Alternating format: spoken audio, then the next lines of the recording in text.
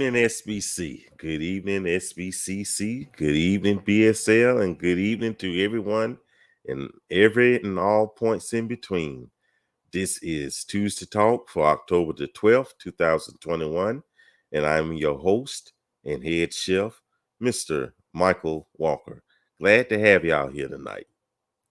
Glad to have y'all here. Glad you can join us and with this topic we're talking about. And we got some salutations to thank you, Brother Mike. Brother Marcus, glad to have you here. Charlene Campbell, glad to have you here. Always glad to have you here. Jenna Morgan, hey, how you doing? Charlene. Peggy Dawkins, glad you joining us tonight. T.L. Vernon, glad to have you here. Sister Jewel, hey there. Emma Van, hey there. Sister Angela Madison, glad to have you here. Tiffany, hey, let's play nice. Yeah, I hope so. Some of y'all won't do right though. So, Anissa Brown, good. Okay, glad to have y'all here. Well, and let me introduce my co-host for tonight. She's not a stranger here, and prior to this broadcast, she was already giving me the business then, but I break old though.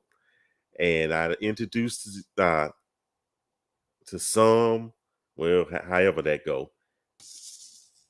Joyce Scott, how you doing?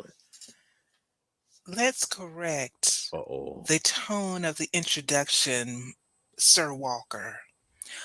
I was not being what you said. I didn't exactly catch the word, but you know what you said. Tiffany said, let's play nice. We in the sandbox, Mike. We in the sandbox. Oh boy, it's gonna be a long hour tonight. But I'm glad to have you here, Joy. I'm glad to be here, Mike. Oh boy. So you ready? You ready to go? I'm ready. Okay, folks. As you saw for tonight's topic, well, first of all, don't forget to like, subscribe, and share. Okay, we'll give you some wordless originals if you do that. So like, subscribe, and share. Okay. So tonight's topic is nitpicking in a relationship. What are the signs? So we know, yeah, you see Joy's face. Nitpicking is bad enough outside of a relationship when you're dealing with family, friends, church members, co-workers, supervisors, etc. But when you're in a romantic relationship, you don't want to hear that. I know I was in a relationship. The nitpicking is what ended the relationship. Okay. Nitpicking make my toes curl, make my toes itch. Okay. Which direction? They Uh curl this way? They curl back. it depends on what day I it guess it is. doesn't matter. It's It, just it, curly. it, it depends on what day it is though. Okay. But nitpicking is not good, okay? But what we're gonna be here tonight is not only we're gonna try to identify the signs, symptoms of nitpicking, but not only in our mate, but we need to look at ourselves as well. We could be nitpickers and we don't even know it, or we in self-denial, you know. So we're gonna get started with this. Nitpickers. And wait, let's get the comment section. Here it go. Michael Jones McKeever, constant of making jokes or complaints. Okay. We almost there, Michael Jones McKeever. We almost there. So we'll get with the first topic. We'll get the first sign, I guess. You are a perfectionist. You are a perfectionist. You have to make sure everything is correct. And nothing wrong with, let me differentiate. It's okay. It's good to be walking in the spirit of excellence. Okay? It's fantastic. Please, whatever you do, walk in the spirit of excellence. However, don't be at the point where you think you know everything, that no one else can tell you anything. And not only that, you think your standards is the know all, do all for everything. Everybody cannot operate on your standards. What you may consider perfection may not be perfection for anybody, for anyone else. Don't you agree, Joy? Yeah, perfectionism is definitely something that is going to stand between a person and their goals, a person and other people. There's no such thing as having a perfect life. And sometimes people bring this into a relationship based upon the way that they have experienced expectations that other people have of them. The list that Mike's going to go through tonight, he researched this before coming to the broadcast tonight. And so it's from a list, an article that was actually, let's see, I was the gonna say Minds it. Journal. Yes. And one of the things that the article pointed out is that sometimes when people are perfectionists, it also ties back to perhaps the expectations that their parents had of them. And therefore, it becomes more of what I got from the article is that it becomes more of a way of being. They think that everything has to be perfect, but it's also very difficult to live up to that all the time and to ask other people to live up to that. It puts a lot of strain on the relationships. It puts a lot of strain on the person themselves, and it's worth taking a look at to see, am I expecting perfection or can I just roll with what happens in life? Mm-hmm. And I want to go, before we go any further, this list comes from Dr. Jessica Higgins, and she is a relationship and transformation coach. Dr. Jessica Higgins. We we should have invited her tonight. I don't know. But anyway, but in any case though, but also when it comes to perfection is, you know, wait, I'm gonna read what it says. Read what it says. You refuse to accept anything that is below your perception of perfection. And then you alienate people. You alienate your friends and family being a perfectionist. But when you get to your relationships, you know, you are in a relationship that a person really loves you, that cares for you, and you're going to run them away because they didn't prepare the biscuits the way you feel they should have been prepared. They didn't pop the popcorn the way you felt that they should have been popped.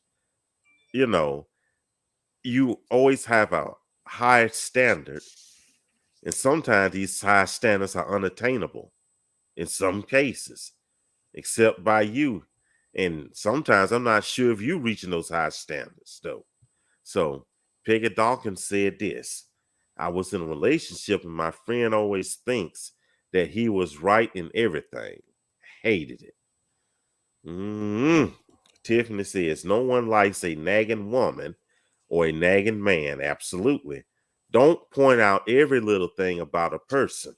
You have to determine what you are willing to accept from a person before even trying to be with someone. Eh,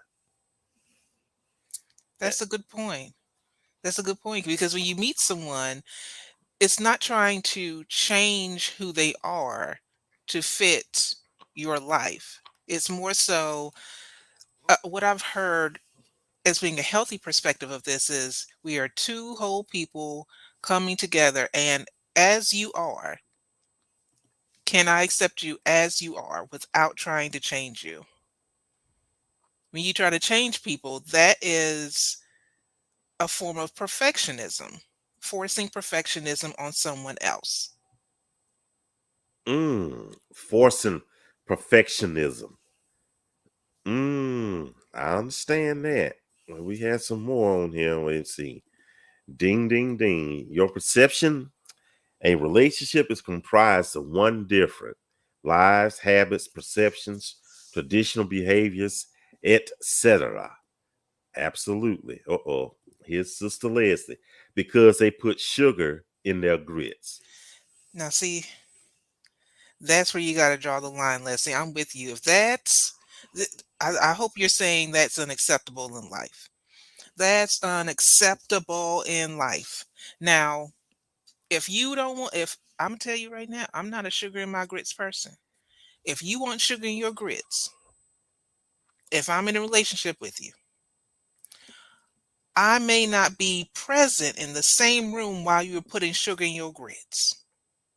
I may have to leave the other room while I put salt and butter and bacon and cheese and eggs in mine. But I'm not going to force you to put all of that in yours. I just, I may ask you to brush your teeth before we kiss. So I don't have to, but I'm just joking. It's not that serious until it is. But, But wait, but but, it's for, let me I'm ask you a joking. quick question. Yeah. Let me ask you a quick question, Joy. Okay, you don't like sugar on your grits. I don't care about it either though. But what's the difference between sugar on your grits and kettle corn popcorn? I don't like that either. I Okay. think that's a question for the audience because I'm not with that kettle corn life anyway. I hear you. Okay, we're gonna move on because I think it's gonna be a fight. Rise where, Michael? Where they? Where the North shall rise again? Well, Rise he's on in some grits. yeah, he's in from the DMV. So uh and see, I keep the peace. Throw them grits in the trash. Carry on, host. Oh, here we go. Monique, glad to have you here, Sister Driggins. It is a form of reflecting. They are reflecting their insecurities upon you. And that was I was about to say too. Maybe it might be some insecurities. Maybe they trying to be perfectionists so they could feel like they're superior to you, trying to make you inferior, make you feel inferior. It might be a form of what is it? Manipulation. People manipulate like that, you know. We have a lot of manipulators out there. Oh, we got a lot of comments. Leslie said, people will out their idea of perfectionism on you, though. Who says their way is the right way? Accept me as God created me and is perfecting me. Hmm. Okay. And let's see, Michael said, leave us northern folks alone. I never like sugar in my grits. I Solar, how you doing? I love kettle corn popcorn. My ex, Charlene said, my ex made sarcastic remarks and put downs to intimidate me. Ah, I think that was beyond nitpicking right there. Hmm. That was Yeah. emotional abuse. Yeah, that was beyond nitpicking. I can to some degree nitpicking can be innocent to a certain extent though, but that was no, you shouldn't do that. No. No, no, no, no. Let's go Uh, to the Mike, if you don't mind, let's go to the article real quick to see how they define it. The author says nitpicking is a form of hypercriticism in romantic relationships. It's when you look for faults in unimportant or irrelevant things and use those mistakes and errors to unnecessarily criticize your partner. mm, So there's some keywords there. Hypercriticism is not like hyper. someone's giving you constructive criticism to help you No. improve or giving you another opinion. We have to be mindful as to that balance there, being Mm-hmm. open, because there is a valid reason for sharing your life or Mm-hmm. experience getting different opinions. But it's the hypercriticism, and when you look for faults Yes. and faults. Here's the important thing: faults in unimportant or irrelevant things, and then use those mistakes and errors to unnecessarily criticize your partner. In other words, you complain about things that matter but don't matter the most. Hmm. Mm-hmm. Absolutely. Now, Leslie said, nitpicking sounds like verbal abuse. And again, it is to an extent. I think there's a big difference, though, because I think nitpicking, I think some people don't realize that they're doing anything wrong, as opposed to people who are verbal abusers. They're just some mean folks. That is pretty much the bottom line. And I believe some of them know what they're doing, though. So then again, you're probably right, though. So, and Tierra Sassity says no, she had it right. Okay, well, we're gonna move on to the next one right here.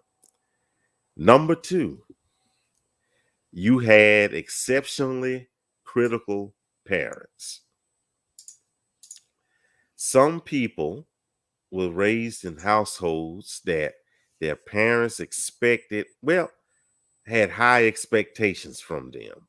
Now, nothing wrong with a parent wanting their child to succeed, though. But sometimes that bar is just raised just a little bit too high. Sometimes, well, I want you to be a millionaire by age 17. I want you to have that movie contract by age 19.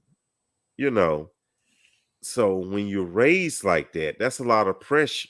That's a lot of pressure on an adult, okay? But then when we get to a child, though, and children are already dealing with enough growing up as is, though. So, and we have people who have been brought up in homes who, I guess, their parents instilled in them an unrealistic spirit of excellence. We're gonna be throwing that term around all night. But and when they grow up, they project that same attitude toward their mate. You know, they was criticized as children. So guess what? They're gonna criticize you. And what they say right here. What is it right here? There is a parent trying to live by absolutely. That is a parent trying to live vicariously through their children. And how that spills into a relationship. Well, I think that comes from them, the person trying to mold their partner into what they think they should be. You know, what you think, Joy? So I agree with Monique in that there are instances in which it could be a parent trying to live vicariously through children, and we've seen those instances. But also, I just want to put this out there for the audience to also consider. As as Black people, we have, I'm sure you've been told that we have to work twice as hard as our counterparts in order to get half as much. And Hmm. so, with that being the type of environment that we become indoctrinated in, or the things that are said to us, that it's not just about a spirit of excellence. It's more so, this is the world is against you, type of mentality, and therefore you have to be beyond what someone else or what you think is perfectionism, such as whatever, if you think this is enough, you have to go this much higher. And so when you have that going into uh, just everyday life as a child, how you approach school, how you approach work, how you approach, everything. Um, I can see how that can easily become a part of our relationships, because we're thinking, you have to we look I have to work twice as hard to get half as much as what someone else who may not have even a quarter of the qualifications that I Right. have does. So I want to see from you working at least twice as hard or harder than me. We've got to be on that expectation and on the same level. And sometimes it's very, and the thing is, from that person's perspective, it's hard to measure effort, intention, and results, especially if you think that no matter how hard you work, it's never going to be enough in someone else's eyes that you're working for. So um, I think we also have to just reflect as Black people who definitely want. I hope everyone on who's listening wants to be successful in life and is working hard to be successful. Is just considering, am I expecting too much of this person because this is what this is the language that's been told to me throughout life, and this is what I see when I am trying to live my dreams, or these are the obstacles I see. And so that is then projected onto my partner who's really trying to support me, and I'm trying to support them. It's I think we need to really learn how to be supportive if we're going to learn how to be healthy relationships. If we've learned what opposition to our goals and our dreams are, then we need to also learn how to support ourselves and support other people emotionally that we want to bring into our lives as that purpose partner. Very good. Very good. Our purpose partner, Hmm. which means a partner with a purpose. A partner with the purpose, I think a let me start it over. I think a purpose partner, we all have a purpose. Some people, they may still be trying to find it, or they may think that they're not Mhm. living it out just because of whatever job they have, but we all have a purpose in life. To me, a purpose partner is someone who is on purpose, and together we see and we recognize each other's purposes and how we are living it out actively, and we're there to support each other. Mhm. Very well put, Sir Scott. Very well put. Leslie said, nitpicking seems like play hitting. You go too far, someone's feelings will get hurt. We are just too grown to mishandle folks in this way. Get your head and heart right before you engage with others. Yes, and you need to recognize that prior. Ask yourself, am I ready for a relationship? You know, is what I do is offensive, annoying to someone else? Zola says also perfectionism can come from parents going overboard on criticism when their children make mistakes, so they try not to make any to get that approval. Mm. And you know what? That comes from just seeking approval, you know. And I guess they feel when they grow up and they're in a relationship, that person, their partner, must seek their approval. you know Mm, I'm with you, so you got to earn my approval. Now that's a lot of nerve right there, if you ask me. hmm. That's a whole lot of nerve though. That's interesting that you bring that up, because Hmm. as I was creating my background for for this broadcast, I came across a card Hmm. that was given to me from my parents when I was going through a really tough time in college, and it said that a mistake is proof that, let me get Hmm. this here because I want to make sure I get this right, because it was so powerful, and I love when God does this and he confirms this. So it says, a mistake is evidence that someone has tried to do something. Hmm. Mm. A mistake is evidence that someone has tried to do something. And sometimes we just need to look back and for ourselves first and give ourselves credit for trying, because taking that first step is not easy in some situations. And when you are able to take a look and give yourself credit for how much effort and confidence you had to muster up to take that step forward and whatever goal you wanted, then you can recognize within your partner, wow, they really did do this. This may not have been really easy for them. And so the criticism hopefully will subside, because the recognition of what they had to bring forth will come forward. And I am reminded of this quote that is always attributed to Michael Jordan, and I'm probably paraphrasing it, is I can accept failure. It's just a person not trying I cannot accept. Okay. And I think that's a good attitude. You know, if you try, like you just said, failure means you tried. I mean, you you made a concerted effort, but we shouldn't browbeat someone because they failed, though, you know, and that's that criticism, excuse me, that's that flaw in a relationship. You shouldn't, you should be supportive. You know, if she fails in the relationship, don't browbeat her, criticize her, say, hey, you know, hey, babe, come here. We know it's gonna be all right. We messed up. We're gonna do better next time, okay? Okay. Now let's get some Chinese food or something like that. All right. That's how you do that. Okay. That's how you do that. Okay. And Monique says nothing beats a failure than a try.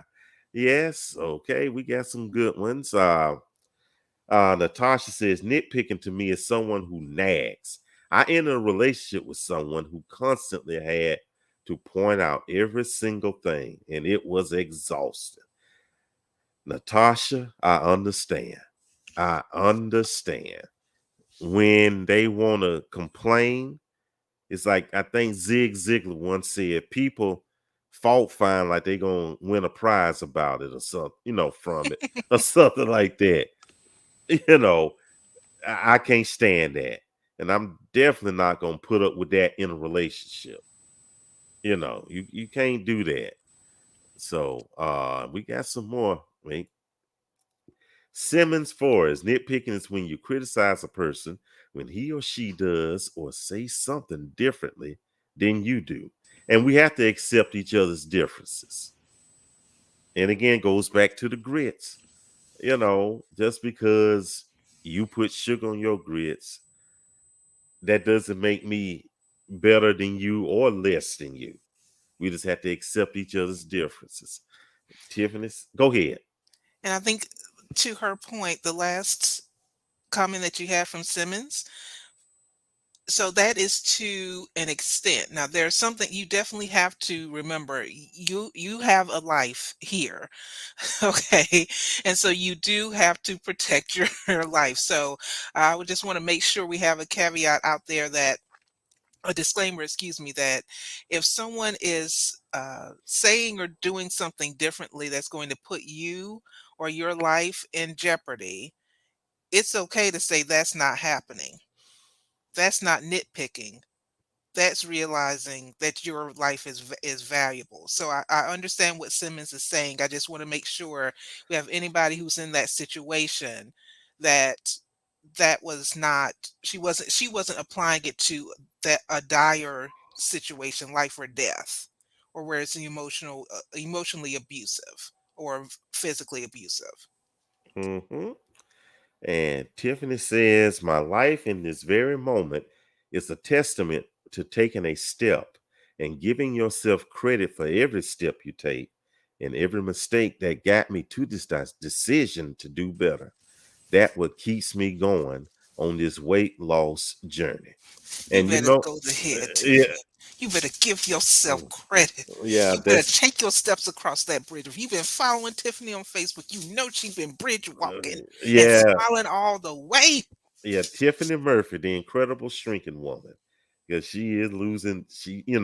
And I'm glad you brought that up. Weight loss or weight gain is one of the worst things in a relationship that somebody would definitely nitpick. You know, girl, you getting too fat. You big, but he got a big old beer belly. You get what I'm saying? You got to look at self first. You got to look at self. I can't stand weight situations are real bad in a relationship. Tia from Kansas City. If you fail, never give up, because fail means first attempt in learning. That's right. End is not the end. In fact, end means effort never dies. Uh-oh, she preaching. If you get no as an answer, remember, NO means next opportunity. Ooh, so let's be positive. Dr. APJ Abdul Kalam of Field Life APJ Abdul Kalam. I You better drop the acronym wisdom on us tonight. think Drop the acronym wisdom. mm, Thank you, Tia. oh, thank you, Sis Tia. You should have been up here with us, but thank you, Tia. Thank you so much.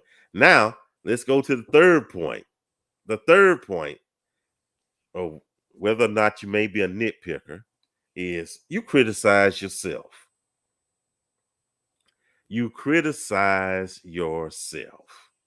You tend to be too harsh on yourself as well when you screw up or you make a mistake, as you are a perfectionist. When you criticize yourself, you will end up criticizing your partner as well. Think of what you automatically say to yourself if you drop something or make a mistake. Well, I know what I say, folks. I'm not going to say it on here tonight. Critical people will typically think, oh, you idiot, or jerk, or just curse, or sigh and disgust. If you do that to yourself, you most likely will do it to others as well. It goes back Mm, to just thinking about the way that you talk to yourself. If someone spoke to you the way that you speak to yourself sometimes when you make a mistake, would you allow that? Would you feel safe in their presence? And a lot of that tape recording can come from, listen, hey, tape recording. Who has tapes anymore? Okay. A lot of that can come from things that we've heard in the past about what taking that in as to what people really think about us. And hmm so if you are progressing, if you're thinking, okay, I need a growth mindset, you really need to look at how you can reprogram that. mm, Really take those thoughts captive and set them aside and say, no, I don't agree. And when you do that, I think it also allows more space for you to consider that with the person that you have a romantic tie with, or that you have a friendship connection, whatever it is, whether it's work, church, what have you, because you recognize what the trigger is before it comes out of your mouth. So you can pull it back and say, wait, I know where that comes from, where that thinking that this has to be here and they are already here, or they're just doing something differently and it's okay. So I think it's also the difference between responding and reacting. If you can think to yourself how you what you say to yourself, it'll be easier to pause and reflect and hmm respond to the other person when you see a way that they could do something differently hmm versus reacting without thinking, is it really worth even saying? It's just a different way of doing things. And you know what? And sometimes, and I'm guilty, sometimes we have to realize that we are all not on the same level. Just because I'm tech savvy doesn't give me the right to criticize someone who isn't. Instead of criticizing, I should say, hey, come here. Oh, well, in a relationship, say, hey, baby, come here. Let me fix this for you, okay? Look, come here. This is how you do this. You do that, you do everything else. Okay, babe? Okay. That's how you do it, though. That's how you go in a relationship, okay? Let's move on to number 4. Your close ones often tell you that you complain too much. Now, that's something right there. When your own family, your own parent tell you, you complain too much. You need to go somewhere and sit down somewhere. You know, now right there. when somebody else is telling you complain too much, they probably tell you to stop complaining. I mean, uh, here we go. Let me read to this right here. Wait, what number are we on? Yeah, 4. yeah, 4. I'm so goofy right here. Your partner, family members, friends, and coworkers often tell you that you have a habit of nitpicking unnecessarily. Now, I think some people nitpick because they believe it's an Olympic sport or something like that. I mean, I know people complain just about everything. It's too cold. Turn the heat up. It's too hot. These grits need salt in it. Ah, these grits are too salty. You get what I'm saying? You ain't cooked that barbecue long enough. Ah, this barbecue burnt. You understand that this one thing or another. You know, just hush. You know, uh, Sean Sean says critical people, whether towards self or others, is a character trait, and it can be a sign of being afraid of vulnerability. Hmm. That's very insightful because that criticism becomes an armor, and it doesn't allow anything good in or anything good out. Because once you have started getting this reputation of being critical, as we'll see in another part of this, it's difficult for people to want to listen to you or to trust you.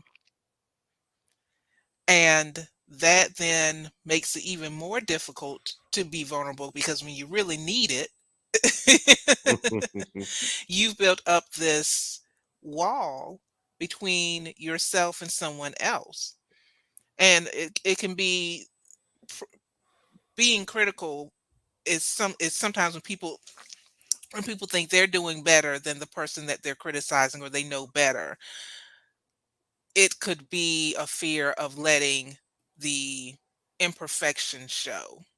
As I've seen in the comments that have been rolling, it had the word imperfection and and fear of letting the imperfection show and being accepted could be one of the things that is brought out in this because that's what vulnerability is. You can share with someone, "Hey, I'm not perfect," and know that it's okay if some people accept you or some people don't. You know who you, but you also know who you can do that with. So that's a very good point. Mm, Margaret C says, this may sound cliche, but choose your battles carefully and don't sweat the small stuff.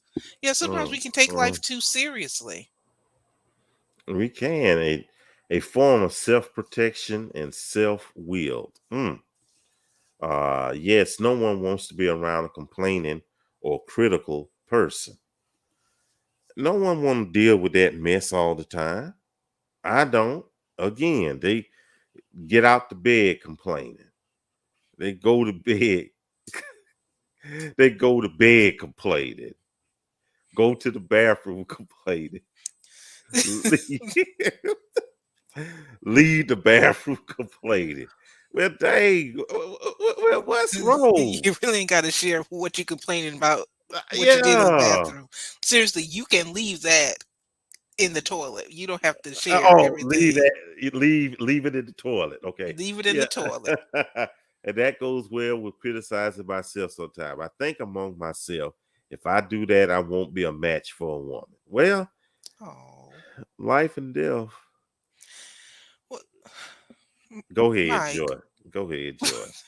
Go ahead, Joy. So it sounds also a little bit of Marcus. Your comment sounds a little bit about sounds a little like imposter syndrome, which a lot of people can have when they don't feel like they're worthy of a particular role or some sort of accomplishment, that sort of thing. And I think that happens with a lot of people, not necessarily.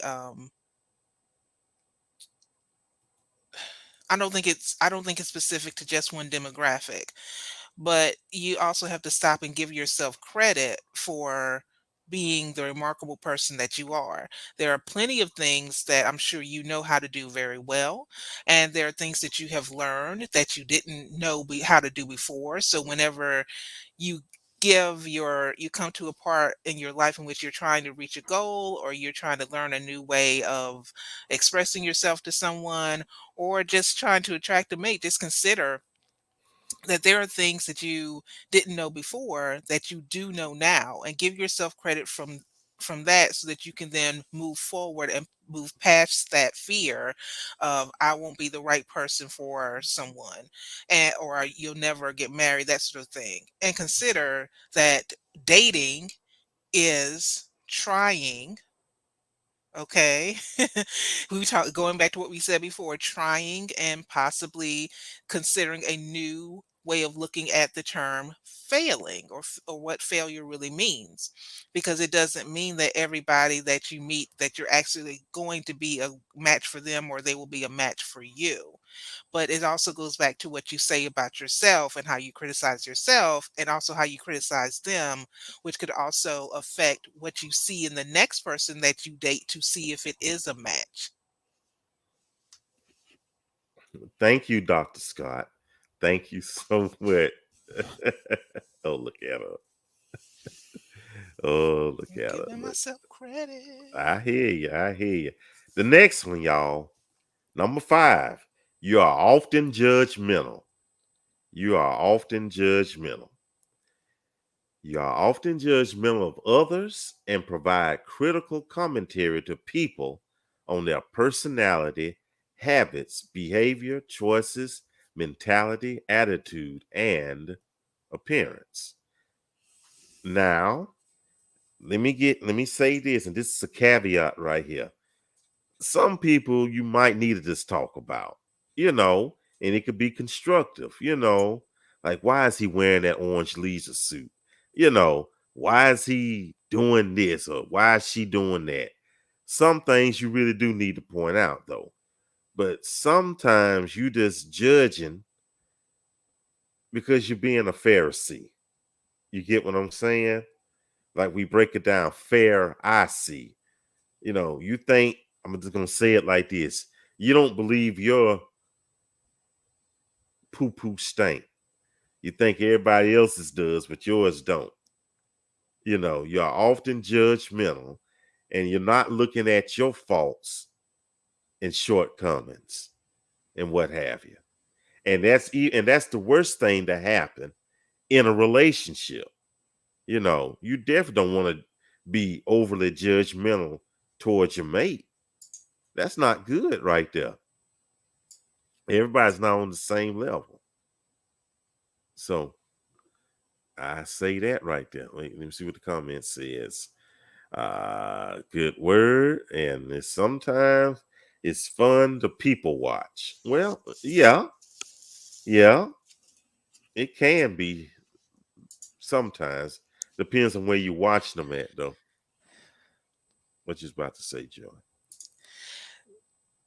So, in researching and being prepared to speak to this topic, I looked for a source that is that can give some perspective also on where a lot of people that I know, a lot of people in the audience want to be, which is eventually married, and how that can affect marriage, because success leaves clues. And I know that one site that I go to a lot is Black and Married with Kids. And they had an article, 11 small things that can break trust in your marriage. So as you're considering this in dating, just consider the long-term effects of it, because being judgmental is actually number 2 on their list.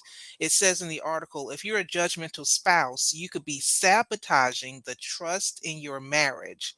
Judgmental spouses are not easy to confide in, especially especially when it comes to deep personal sharing.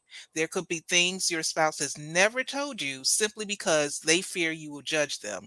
And when I look through a lot of the comments in our groups, a lot of the things that people say they want in a spouse is someone that they can confide in, that's going to be their friend, that's going to be their partner.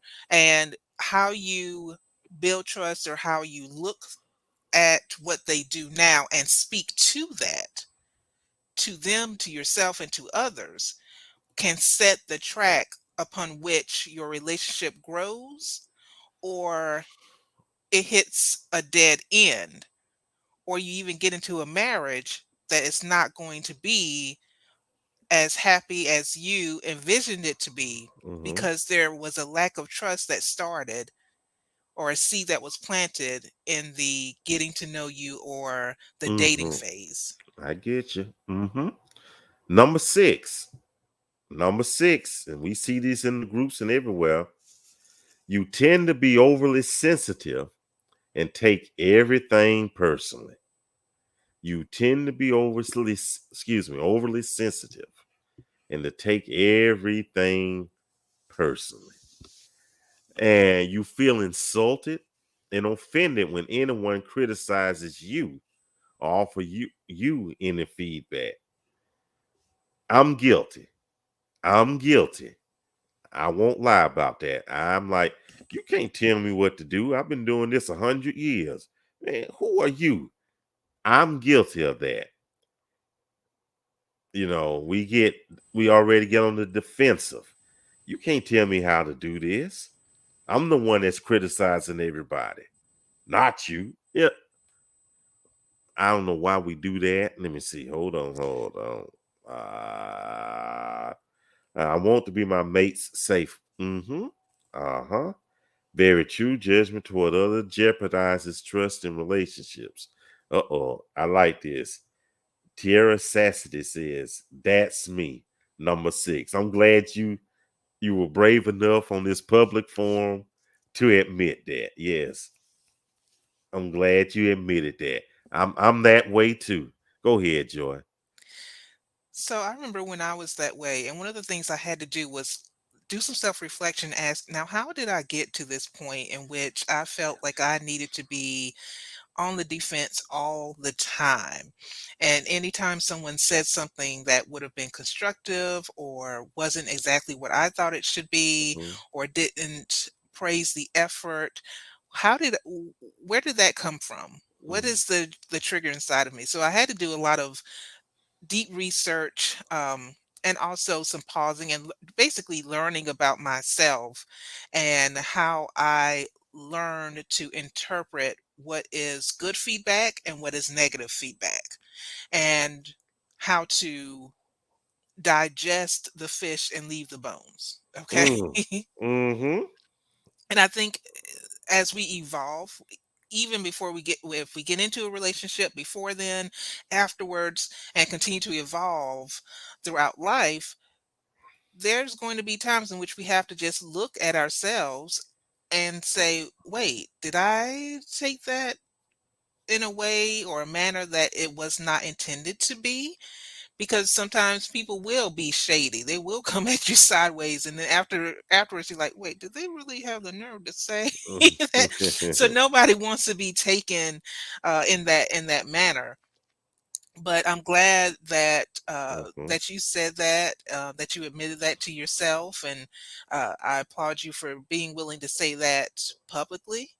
And I think that there is a lot of growth from that, because you were willing to do that self reflection and identify that. So from here up, you have the possibility of going up. It's for people who refuse to even look at that or consider that, Mm-hmm. that may unfortunately stay stuck and not be able to connect with someone on that really heart to heart and soul level. Mm-hmm.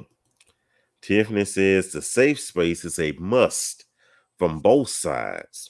Hmm. Just a place where I can be all of me, a place of accountability, but with grace. I Ah. like that. And it's kind of a good segue to the next one. I just say it. Number seven, and it's kind of a twin brother to number five. It is easier for you to find someone's fault. It's the same thing. You sitting up there looking at, dang, why is she? I'm gonna name something. Why is she eating fried chicken like that or something like that? With hot sauce or something like that. I mean, something crazy or something idiotic or what have you. It's easier for you to find someone's fault and criticize them than to praise them and give them positive reinforcement. You rather look at the bad, you can recognize the bad quicker than seeing the good stuff. You know, you can paint a masterpiece. Every stroke is good, the colors, the perspective, everything is good. But you could mess up one little whatever, and they'll criticize you for just that little part right there. I know people like that. And that's a bad thing to happen in a relationship. Your bae cook you a cake, say, here you go, happy birthday. And it's a nice cake, your favorite icing and everything. But then you turn around and say, but you know what? I don't like blue candles. You understand what I'm saying? She went out her way to cook you that cake, but you picked the darndest thing to criticize her about. To me, I think some of it also goes back to reflecting upon the gender roles and what we were told that the other gender is supposed to be able to do or should be able to do, and thinking, okay, maybe they haven't learned that. So if you're going to look and say, okay, I think all men should be able to fix this or to fix that because you've been told that. Well, if that person comes into your life and they're not able to do that, Mm-hmm. and you look down upon them, Yeah. then you're looking at that as a fault. But they just may not have learned that skill. Now, they might learn how to call a handyman to come and fix it. They still got the job done. They just didn't get it done like you were told that they should do it. Or if someone thinks that um or they were told that women should be able to cook an elaborate meal on Sundays. You know what I'm talking about, a big spread. And if they can't fry chicken the way that this was done, that then they're no good. That's looking at that as a fault. Mm-hmm. Mm-hmm. Now, they may not be able to fry chicken like this person or we've been told they should be able to do, women should be able to do, but they can be your biggest cheerleader. They can help you balance that checkbook if you're not able to. So we have to look at what someone can do right versus considering what they don't have that you would hope that they would have, or expectations, because sometimes those expectations just aren't fair. Mm-hmm.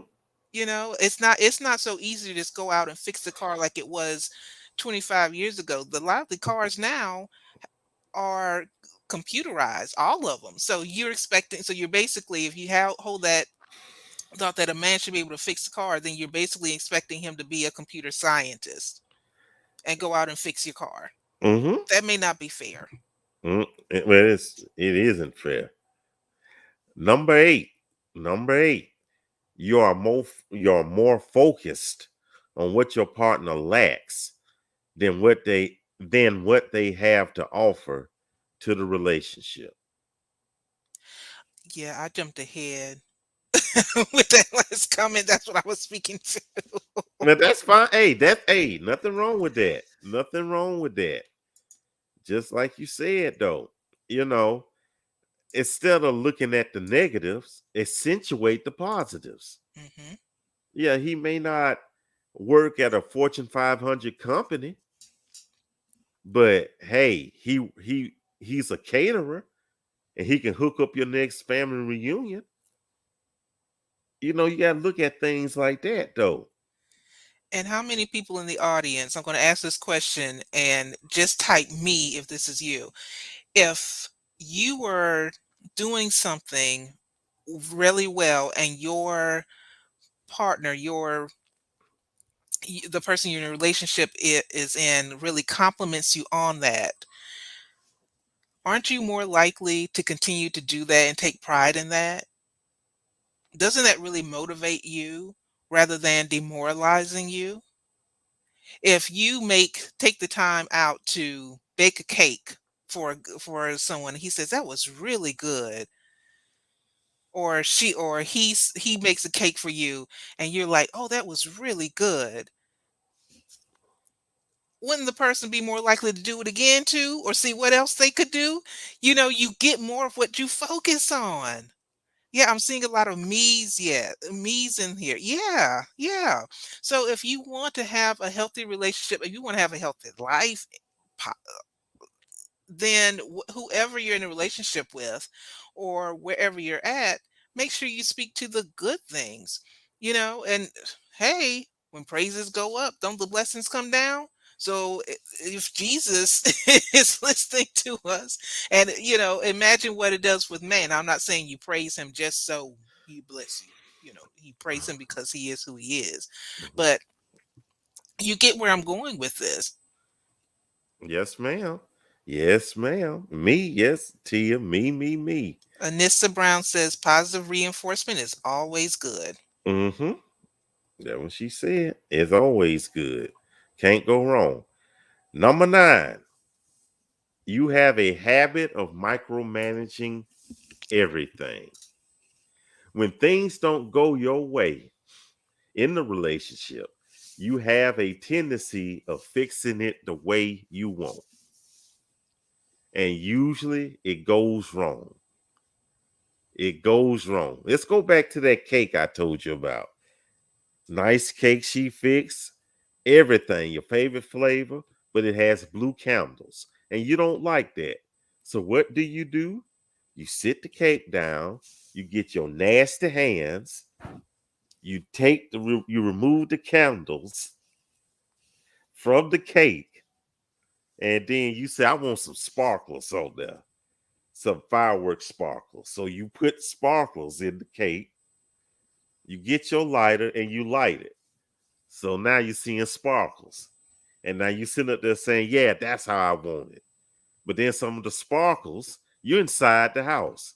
Some of the sparkles get on the furniture, get on the curtains. Guess what? A fire that started. See? Now you see where your micromanaging got you. Okay? How do the sparkles get on the curtains, Mike? Well, you're inside. I'm just work Mike, with me. you Work throwing with me. sparkles on the curtains. I'm just saying some of the sparkles come from the come on. Mike, You know what? I'm not going to micromanage how you clean up the kitchen. I'm just wondering how the sparkles got on the curtains. Well, you know how sparkles. I can see them getting on the countertop, but how they get all the way on the curtains? If the curtains back here and the cake is how did Okay, seriously though. Micromanagement. I'm not micro I didn't tell you how to clean the kitchen. I didn't tell you how to clean. All right. Don't take it so personally. Oh,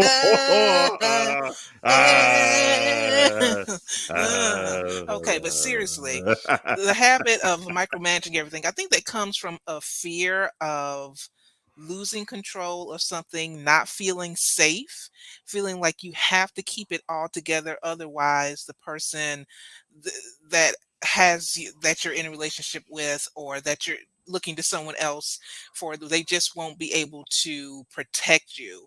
mm, And we have to kind of look for that. I think that's where that part of that is building that trust and letting your guard down at the appropriate time, but building trust, really taking your time to get to know that person so that you don't have to take everything into your own hands and say, well, I know it's not going to get done unless I do it, or it's not going to get done right unless I do it. Sometimes people do things on their own time and differently. uh-huh. Uh-huh. But we have Hey, to also consider where that fear comes from and look for safety. As my therapist would say, take a deep breath, eh, breathe in, just breathe. relax, breathe in, breathe out. It actually does work.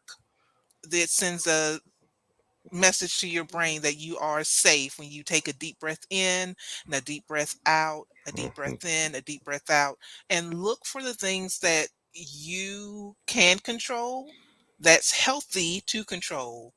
And this is a good time in which you get to learn Mhm. your partner.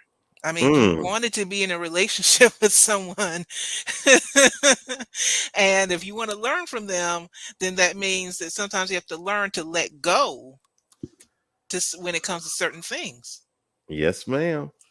It's That. hard to let go if you're holding on so tight to everything. Uh. You better get those sparkles off that curtain, Mike Walker. My mama's coming over in 2 hours. You don't like those curtains on those sparkles? Uh-oh. Uh-oh. Uh-oh. Chris Holden said, who wants the sparkles? The man or the woman? That's Mike wanted the sparkles. He reached his nasty hand. See how he's projecting when he said you reach your nasty hand in and get and pull out the candle. He was projecting on what he would do. And I'm a micromanage and say, wash your hands, use soap and hot water, dry them off, and then spray it with hand sanitizer before you reach the cake, reach your hand on the cake that I might eat. Thank you. Yes, ma'am. And the last one, and the last one,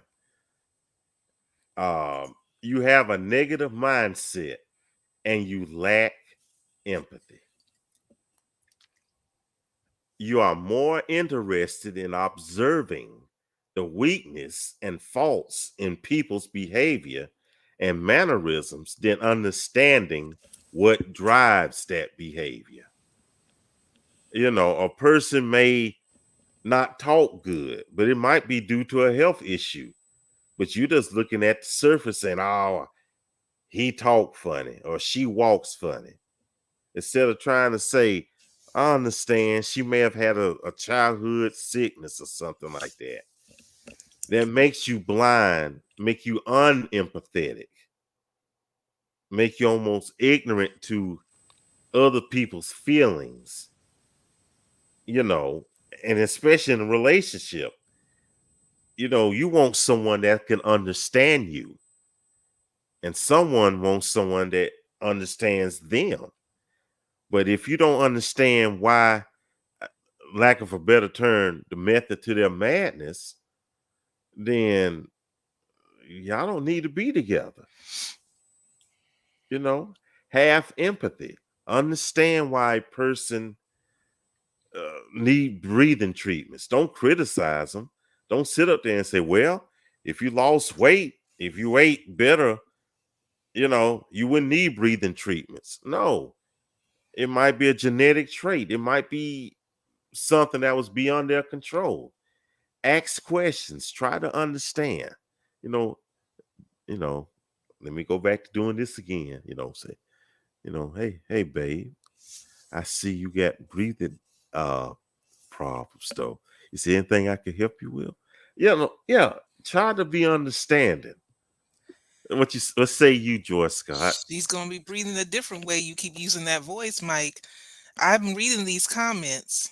I'm reading these comments, and I'm telling you, ladies, those of you who are feeling some type of way, all that energy is being generated through this broadcast. I know, Mike, you're going to have to tame the deep voice.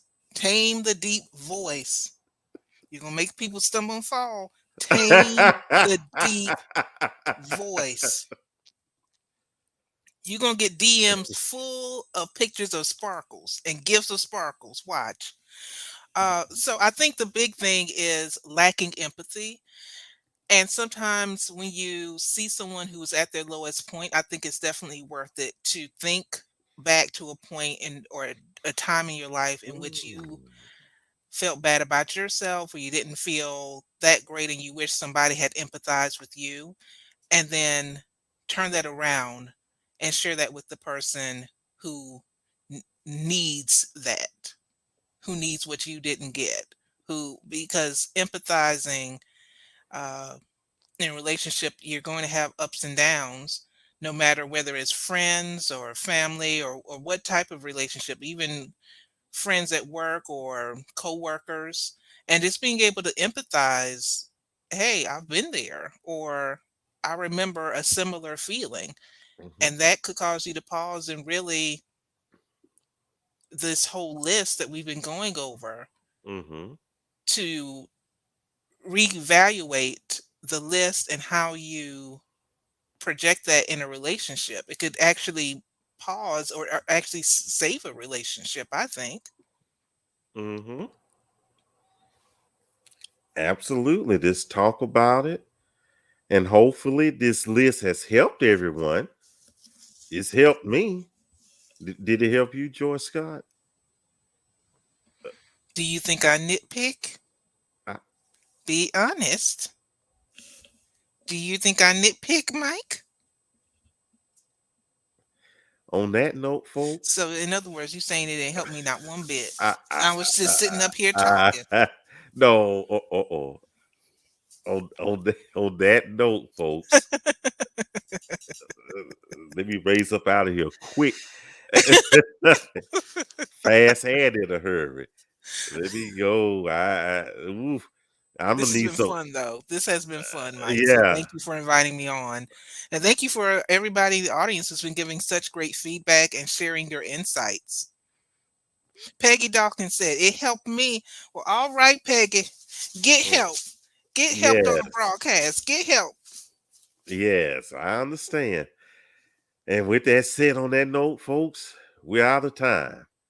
We are out of time. We're over a little bit, but that's fine though. So on our schedule, up next, it is the after party.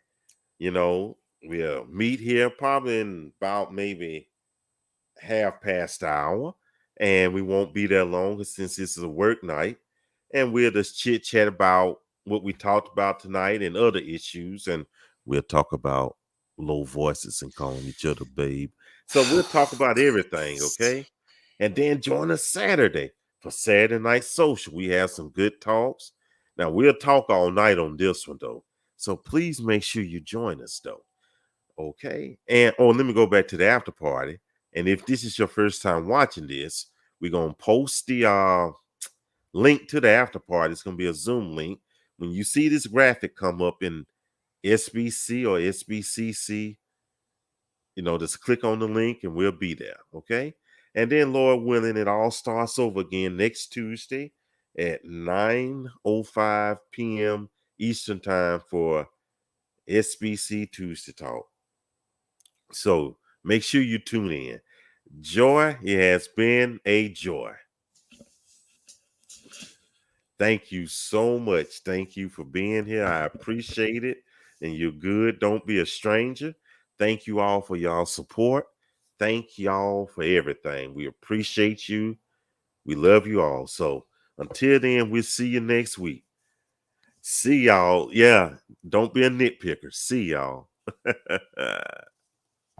Oh, I feel for my brother. Feel for my brother.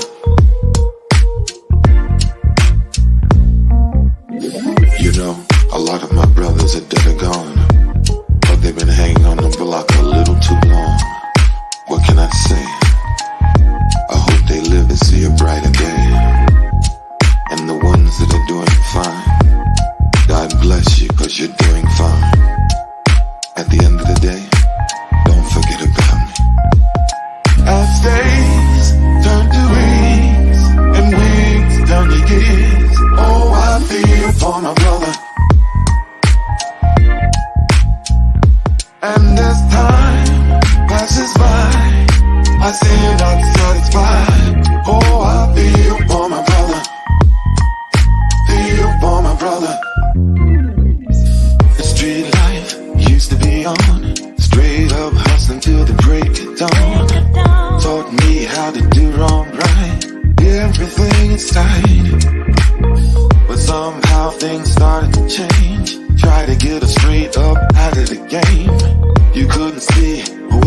Oh.